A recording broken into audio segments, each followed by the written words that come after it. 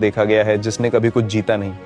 You know वो लगभग जीतने वाले जो पास तो आए पर कभी सच में ट्रॉफी नहीं जीत पाए। वह प्रेशर इतने सालों में सीजन दर सीजन बढ़ता ही जाता है। ऐसे सिर्फ देखना एक बात है पर इसे जीना बिल्कुल अलग बात है। और मैंने उन सारे सीजन्स को जिया है। जैसा कि आपने कहा, ये एक फैक्ट है। मैंने आरसीबी के साथ अपनी जर्नी तब शुरू की थी जब मैं बहुत छोटा था, जैसा कि सब जानते हैं। फिर मेरी लाइफ और करियर के एक बहुत ही इंपॉर्टेंट टर्निंग पॉइंट पर लंबी बातचीत के बाद मुझे रिटेन किया गया। आरसीबी मेरी उस विजन से सहमत था जो मेरे अपने करियर और मेरे अपने गेम के लिए थी, क्योंकि मैं इंडिया के लिए भी खेल रहा था। उन्होंने मुझ पर भरोसा दिखाया।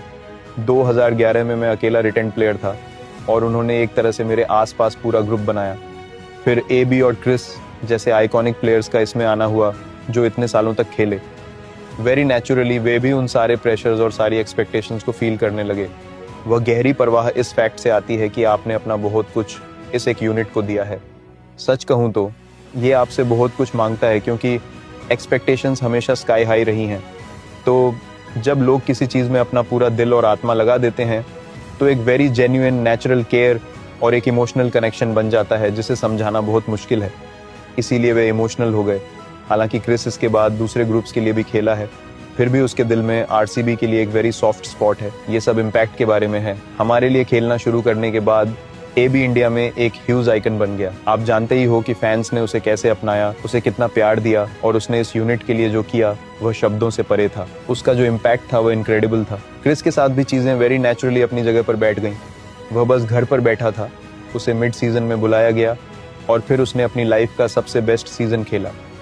बेंगलुरु आने के एक हफ्ते के अंदर उसकी लाइफ पूरी तरह बदल गई। तो हमारी फ्रेंचाइज, हमारा शहर, हमारा ग्रुप और हमारे फैंस हमेशा से लोगों को एक वेरी नेचुरल वे में इम्पैक्ट करने के बारे में रहे हैं। मैंने उस इम्पैक्ट को शायद किसी और से बहुत गहराई से फील किया है। पूरे 18 सालों के सफ़र में पिछले साल तक जब हम आखिरकार ट्रॉफी जीत गए, मुझे लगता है कि वे सारे इमोशंस और वे सारी फीलिंग्स इस रूप में बाहर आई कि मैं बस अपने घुटनों पर बैठ गया, हाथ जोड़ लिए और थैंक यू कहा।